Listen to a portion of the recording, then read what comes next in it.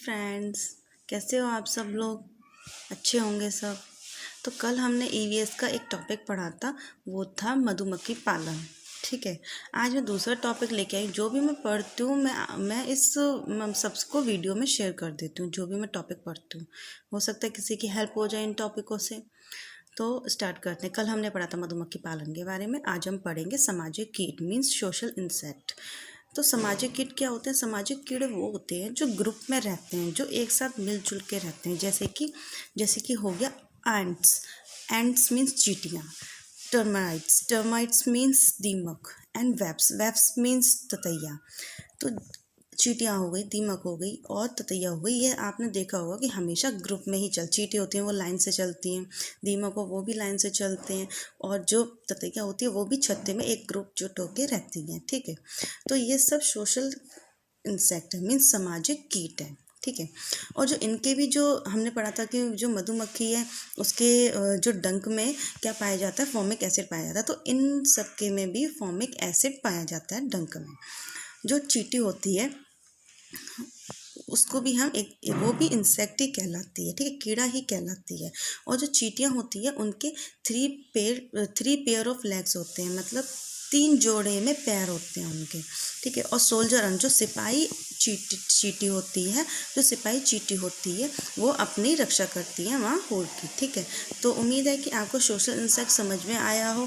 पर आज ये छोटा टॉपिक है, इसलिए मैं आज एक और टॉपिक लेके आई हूँ, और वो है जूम फार्मिंग के बारे में, मीन्स जूम खेती के बारे में पढ़ाऊंगी। Zoom farming. ठीक है। जूम खेती कहाँ होती है? जूम खेती मिज़ोरम में पाई जाती है। अब जब मिज़ोरम की बात हो रही तो मिज़ोरम का फेमस डांस कौन सा है?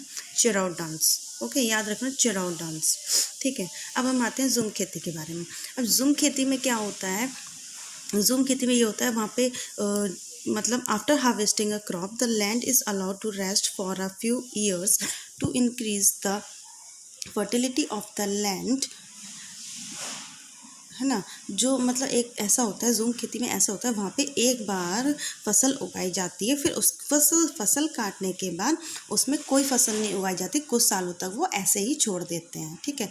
कुछ सालों तक वो ऐसे ही छोड़ देते हैं, ताकि जो लैंड की फर्टिलिटी है, जो लैंड है, वो और अच्छे से, उसकी क्वालिटी अच्छे से इंक्रीज हो जाए। ठीक है। फिर उन क्या करते हैं, जब वो लैंड को ऐसे ही छोड़ देते हैं, द बैम्बू और weeds which grow on that are not pulled out they cut and burn. तो जब उस किसी भी ज़मीन को हम खाली छोड़ देंगे तो क्या होगा, वहाँ पर मतलब कुछ पेड़ पौधे उगाएंगे। तो वो पेड़ पौधे उगाते हैं, उसके बाद वो पेड़ को वहीं काट के, अलग नहीं हटाते हैं, वहीं काट के और उनको जला देते हैं। जब वो जल जाते हैं, फिर वो जो ज़मीन है वो तैयार हो जाती है हमारी अगली फसल के लिए। When the land is ready for farming, it is lightly dug up, plug, seeds are dropped on it. In one farm, different types of crops like maize, vegetables, chilies, rice can be grown.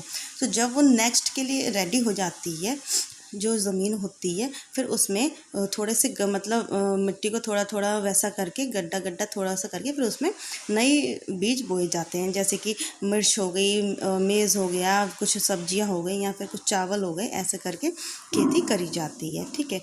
और एक और बात है, bamboo utensils. जो bamboo होते हैं, जो मतलब बांस के पेड़ होते हैं, उनसे वहाँ पे बर्तन्स बनते हैं, जैसे कप्स वगैरह हो गए। वो कहाँ पाए जाते हैं? वो भी मिज़ोरम में ही पाए जाते हैं। तो आज मैंने आपको 2 टॉपिक पढ़ाया। एक पढ़ाया सोशल इंसेक्ट, सामाजिक कीट के बारे में, और दूसरा पढ़ाया जूम फार्मिंग यानी जूम खेती के बारे में।